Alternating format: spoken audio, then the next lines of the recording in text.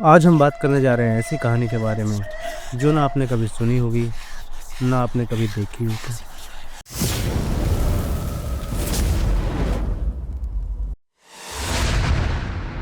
रात का समय था।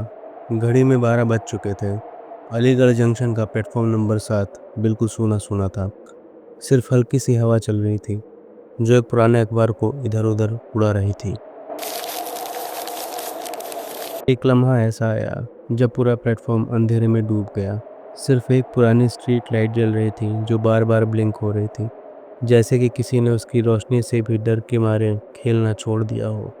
दूर से एक आवाज़ सुनाई दी, पहले हल्की फिर तेज होती हुई, जैसे एक ट्रेन प्लेटफॉर्म पर आने वाली हो। पर स्टेशन के डिजिटल बोर्ड पर कोई ट्रेन की लिस्ट नहीं थी। ये कौन सी ट्रेन आ रही थी? एक आदमी ने अपने बैग को कस के पकड़ते हुए कहा। ट्रेन ने एक तेज सीटी मारी और धीरे धीरे प्लेटफॉर्म पर रुकी।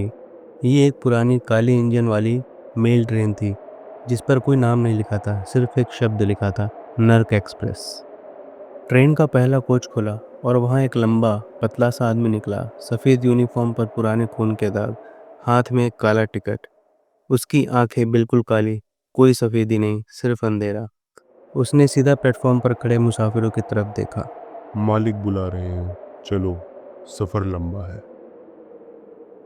कुछ लोग हंसते हुए ट्रेन में चढ़ गए, समझ रहे थे शायद ये कोई मूवी की शूटिंग का सीन है। लेकिन जैसे ही पहला पैसेंजर चढ़ा, उसके पैर प्लेटफॉर्म को छोड़ते ही हवा में उड़ गए और उसका चेहरा एक पल में बुढ़ापे में बदल गया। आंखें अंदर धंस गईं और वो सीट पर बैठते ही हवा में गायब हो गया। बाकी सबके चेहरे पर एक ही सवाल था, ये क्या था? और टीसी धीरे से मुस्कुराया और बोला। टिकट तो चाहिए, वरना वहाँ सीट भी नहीं मिलेगी। ट्रेन में कदम रखते ही सब कुछ बदल गया। प्लेटफॉर्म का हल्का सा अंधेरा अब एक घना घुटन भरा अंधेरा बन चुका था। खिड़की के बाहर कोई शहर नहीं, सिर्फ लाल रंग का धुआं, जैसे पूरा आसमान जल रहा हो। सीट पुरानी, फटी हुई थी और कुछ सीट पर इंसान जैसे दिखने वाले लोग थे, पर उनका चेहरा पीला, आंखें बंद, लेकिन उनकी सांसें तेज चल रही थीं, जैसे वो जिंदा भी हैं और नहीं भी। वहीं एक कोने में एक औरत अपना सिर झुका के बैठी थी, हाथ में पुरानी टिकट जिस पर लिखा था वन वे। लाउडस्पीकर से एक आवाज़ आई। अगला स्टेशन अंधेर नगरी। जो भी उतरना चाहता है उतर सकता है, लेकिन वापस कभी नहीं आ पाएगा। सारे मुसाफिर एक दूसरे को देख रहे थे, समझ नहीं पा रहे थे ये कोई मजाक है या सच। तभी एक आदमी जिसका नाम मुकेश था खिड़की के बाहर झांक कर देखता है और वो बिल्कुल जमा का जमा रह जाता है। उसने बाहर देखा। बाहर सिर्फ एक ही गली है, लेकिन उस गली में सिर्फ लाल कपड़ों में कुछ लोग हैं जिनके चेहरे भी नहीं थे। चेहरे की जगह सिर्फ एक काला गड्ढा था जहाँ चेहरा होना चाहिए था, और वो सब सीधा ट्रेन की तरफ ही देख रहे थे, बिल्कुल हिले बिना। मुकेश डरते हुए प्लेटफॉर्म से उतरता है। उसने पहले कदम रखा ही था कि एक बिना चेहरे का आदमी उसके पास आ गया और सीधा उसके कान में फुसफुसाया। तेरे लिए ऊपर जगह नहीं है, नीचे चलेगा? उस पल मुकेश के पैर जम गए, उसकी आंखों में से खून बहने लगा और वो जमीन पर गिर गया। बिना चेहरे के लोग उसे खींचकर अंधेर नगरी की गलियों में ले गए और ट्रेन ने सीधा हॉर्न बजा दिया, जैसे उसका काम हो चुका हो। ट्रेन के अंदर बाकी सब चुपचाप बैठे हुए थे। टीसी ने अपनी पॉकेट से एक पुरानी जल चुकी हुई टिकट निकाली जिस पर मुकेश का नाम लिखा था, और टीसी धीरे से बोला। एक कम, अब सिर्फ 9 ही बचे हुए हैं। अंधेर नगरी से निकलते ही ट्रेन एक अजीब सा रास्ता पकड़ लेती है। खिड़की के बाहर ना जंगल ना शहर, सिर्फ लाल आसमान, काली जमीन और बीच बीच में जली हुई लाशें जो अपने आप हिल रही थीं। ट्रेन का हर झटका जैसे एक नई लाश को खींचकर स्टेशन तक ले आना चाह रहा था। लाउडस्पीकर से खुरदरी आवाज वापस फिर आई। अगला स्टेशन रोहितपुर शमशान हॉल्ट, सिर्फ उनके लिए जिनका हिसाब अभी पूरा नहीं हुआ है। जब ट्रेन रुकी, खिड़की से बाहर देखा तो कोई भी प्लेटफॉर्म वहां पर नहीं था। वहां एक जलता हुआ शमशान घाट था। चिताएं एक लाइन में जल रही थीं और हर चिता के पास एक सफ़ेद कपड़ों में आदमी, लेकिन उसका चेहरा कोयले जैसा काला था और आंखें बिल्कुल हीरे जैसी सफ़ेद थीं। एक पैसेंजर जिनका नाम सुनीता आंटी था, वो रो पड़ी। ये तो मेरे गांव का शमशान है, पर मैं तो यहाँ पर जिंदा हूँ।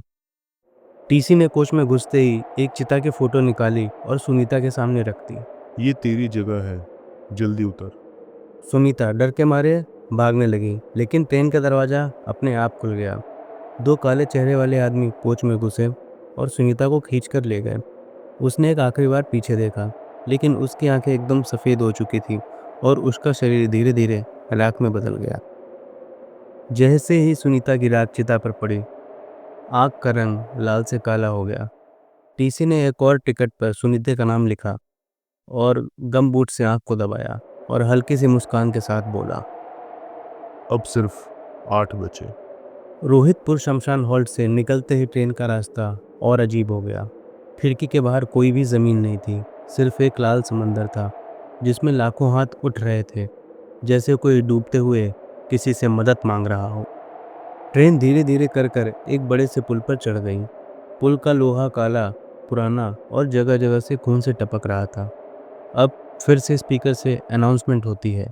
अगला स्टॉप शापित पुल। यहाँ जो देखो वो तुम्हारा सच है।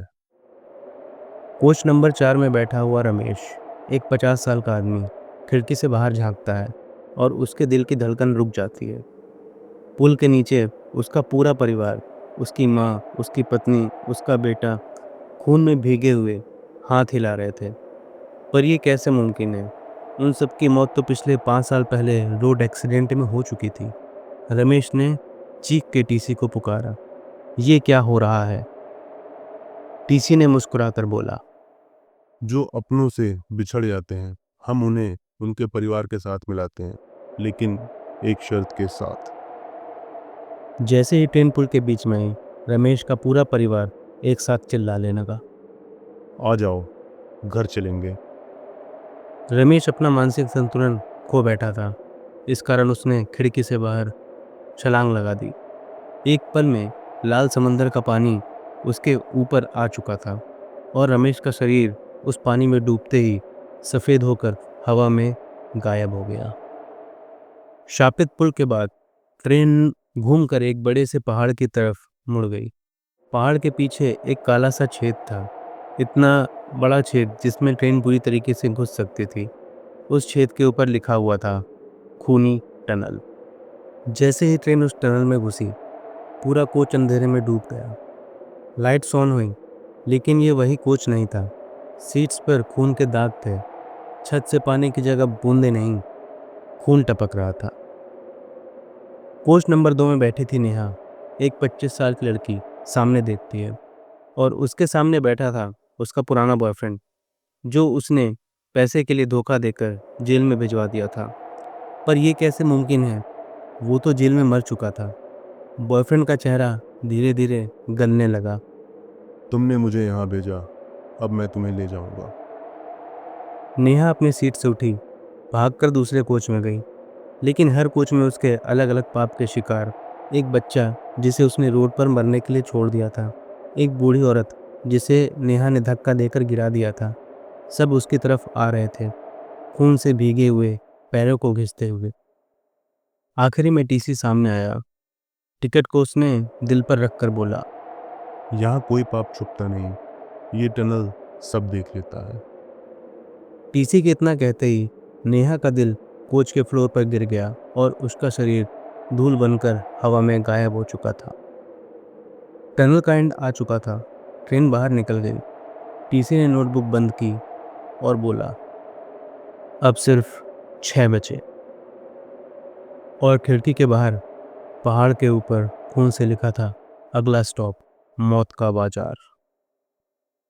खूनी टनल से निकलते ही ट्रेन एक अजीब जगह रुकी। बाहर एक पुराना धुआं भरा बाजार था, जो कि पूरी जगह खून से सनी हुई थी। दुकानों के बोर्ड लकड़ी के नहीं थे, इंसान की हड्डियों से बने हुए थे। यहाँ पर हर दुकानदार का चेहरा आधा आदमी, आधा खोपड़ी, आंखों की जगह काले गड्ढे, और वो अपने ठेले पर कुछ दिखाते हैं, लेकिन वो कोई सामान नहीं था। जिंदा इंसानों के दिल, आँख और ज़बान होती है। अगला स्टॉप मौत का बाजार। जो लेना है ले लो, क्योंकि तुम यहाँ जिंदगी में सिर्फ एक बार ही आते हो। कोच में बैठा विनोद, एक ग्रीडी ज्वेलर, पहले डर गया, लेकिन फिर उसकी नज़र एक दुकान पर पड़ती है जहाँ एक बूढ़ी औरत चांदी के सिक्के बेच रही थी। लेकिन वो सिक्के जिंदा लोगों की आंखों से बने हुए थे जो अभी भी हिल रहे थे। औरत मुस्कुरा के बोलती है।